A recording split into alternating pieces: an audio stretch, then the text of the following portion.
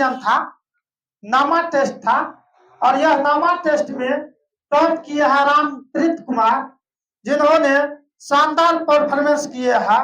Math का प्रश्न 10 पूछे थे, 10 का 10 सही बनाया। इन्होंने 50 प्रश्न में से 43 प्रश्न का क्या किया, सही जवाब दिया।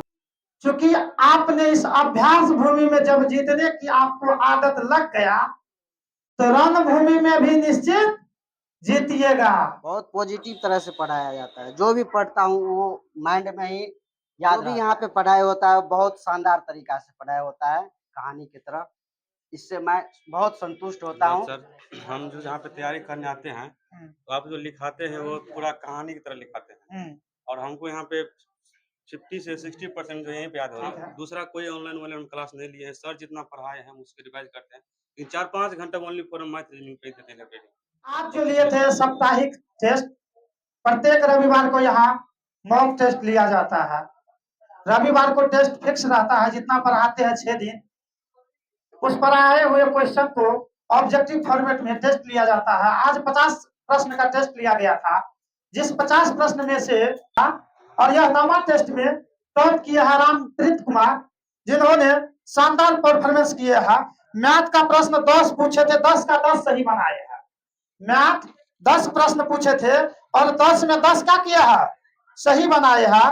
और रीजनिंग का प्रश्न आज पूछे थे 6 प्रश्न, और 6 प्रश्न में से 5 प्रश्न का सही जवाब दिए हैं। यानी कि मैथ और रीजनिंग में से 16 क्वेश्चन में से 15 क्वेश्चन सही करते हैं।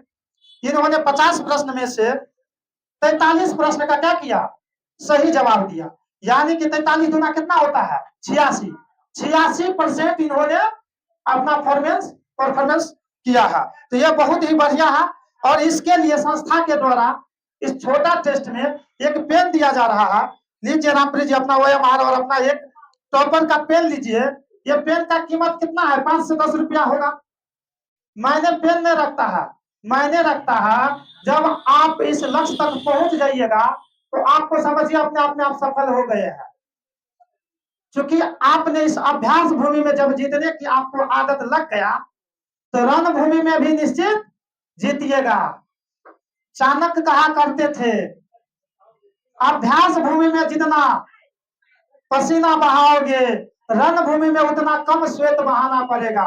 जब आप लोग एग्जाम में जाओगे, कंपटीशन एग्जाम देने के लिए, अगर वो आपसे ज्यादा मेहनत करके, ज्यादा प्रैक्टिस करके आया है, ज्यादा मॉक टेस्ट दे करके आया है, तो वो उनसे आप पीछे रहिएगा, आगे नहीं रहिएगा। जितना अपने आप को समय दीजिएगा, जितना अपने आप को मेहनत करिएगा, जितना प्रैक्टिस में समय दीजिएगा, आपका जीत उतना ही सुनिश्चित होगा। तो चलिए रामप्रीत जी, लीजिए पेन और ताली बजा दीजिए। चलिए, आप इसके बारे में कुछ कहना चाहते हैं, बोलिए। Thank you sir.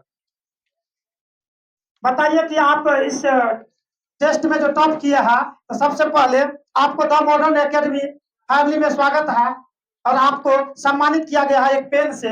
यह सम्मान, इसका कीमत का नहीं मायने रखता है, सम्मान सम्मान होता है, प्राइज प्राइज होता है। तो बताइए आप कैसे तैयारी करते हैं जो इतना बेहतर परफॉर्मेंस किए हैं।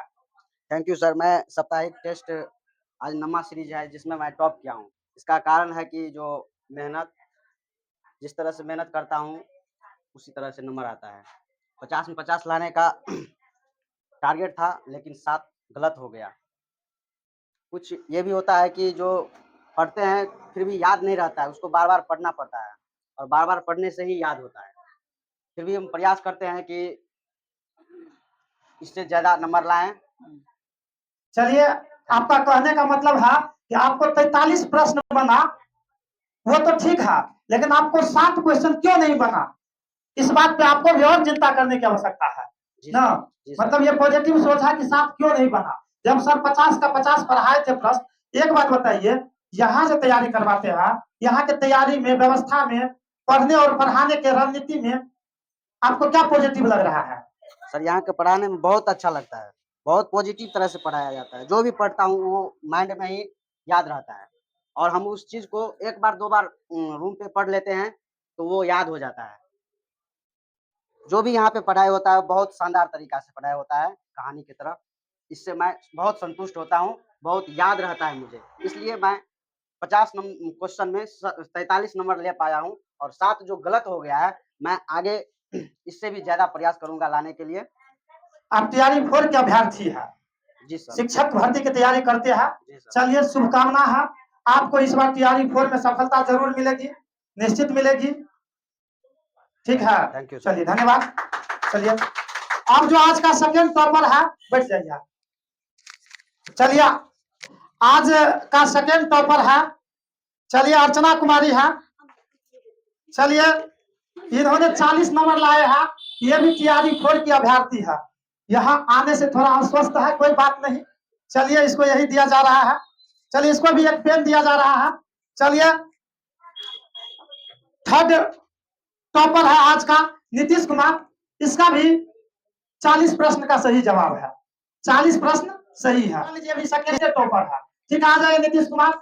सेकंड और थर्ड, सेकंड और थर्ड का नंबर बराबर है।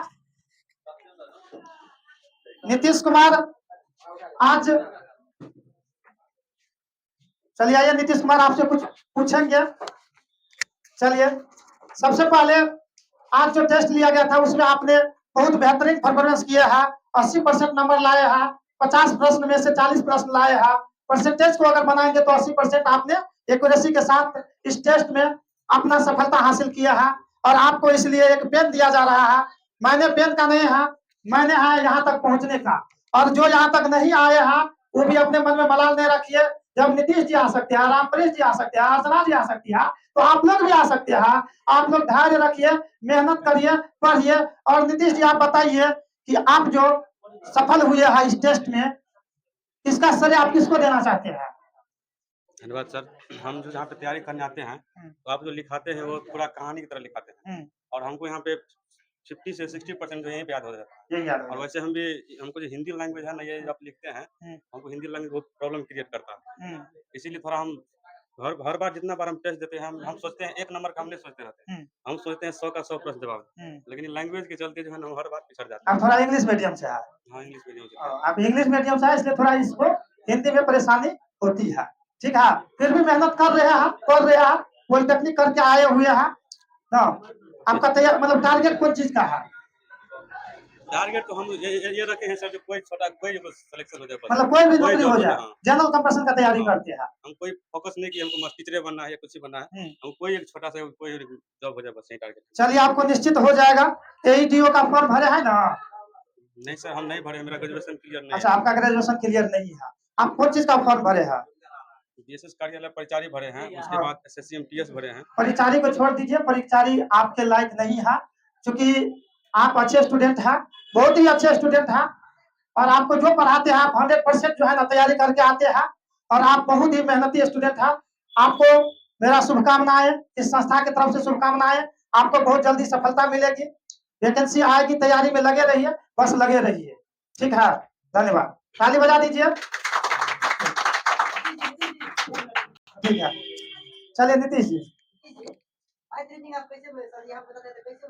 एक बार आप अपना दिखाइए था। सही बात है, मैथ रीजनिंग का प्रश्न आया है ऑडियंस से। आपका मैथ रीजनिंग लगभग ठीक है, बहुत अच्छा है ना। 2-4 को मैथ नहीं बना है, रीजनिंग आपका टोटल बन गया है, मैथ भी ठीक ठाक बन गया है। चलिए बताइए। हम जो है सुबह में मॉर्निंग में 4 साढ़े 4 बजे उठते हैं। विश्वनाथ सर मेरे रूम पे रहता है, पूछ लीजिए। तो वहाँ से 6 बजे तक जो हम जो सर लिखाते हैं, चाहे हिस्ट्री पॉलिटिक्स जिस डे का, उसका हम मॉर्निंग में ही रिवाइज कर लेते हैं। उसके बाद 6 बजे यहाँ आते हैं, 9:30 बजे तक यहाँ से हम चल जाते हैं। 1.5 घंटा खाना ताना बना खाते हैं, 11 साढ़े 11 में लाइब्रेरी जाते हैं। वहाँ से 4 घंटा ओनली फॉर मैथ और रीजनिंग हम पढ़ते हैं। और सार संग्रह बैजनाथ सर जी बोले थे तो अब लिए हम सार संग्रह भी पढ़ते हैं। फिर 4 बजे से आधा घंटा रूम पे रेस्ट करते हैं। फिर 4 बजे साढ़े 4 यहाँ क्लास आते हैं। फिर 6 बजे तक हम पढ़ते हैं। उसके बाद रूम पे जाके बाद हिस्ट्री पॉलिटिक्स जो सब होता है उसको फिर रिवाइज करते हैं। लाइब्रेरी में जाते हैं आप, क्या पढ़ते हैं लाइब्रेरी में? यही का नोट्स पढ़ते हैं क्या? वही का नोट्स पढ़ते हैं ओनली फॉर। ठीक है, आप दूसरा कोई ऑनलाइन क्लास नहीं लिए हैं, सर जितना पढ़ाए हैं उससे रिवाइज करते हैं। लेकिन 4-5 घंटा ओनली फॉर मैथ रीजनिंग पे देते हैं लाइब्रेरी, और कुछ नहीं पढ़ते वहाँ। यहाँ जो मैथ और रीजनिंग पढ़ाते हैं आपको तरीका कैसा है मैथ रीजनिंग का? मैथ सर हम इंटर मैथ से किए हैं, बहुत अच्छा लगता है हमको पढ़ने में। लेकिन आप जो दिखाते हैं सूत्र सब, उससे हमको बहुत अच्छा लगता है, बनता भी बढ़िया। ठीक है, कॉन्सेप्ट यहाँ ज्यादा क्लियर होता है। वैसे हमको मैथ हमको छूट गया था 3-4 साल, इसीलिए थोड़ा डिस्टर्ब होते हैं। लेकिन आप जो पढ़ाते हैं, फार्मूला सब देते हैं, बनता है बढ़िया। ग्रुप डी का एग्जाम दिए तो उसमें समझ 22-23 मैथ हम सही करके आए हुए। 25 में 22-23 आप ग्रुप डी का एग्जाम दिए हैं, यहाँ से पढ़े तो उसमें 1-2 नहीं बना।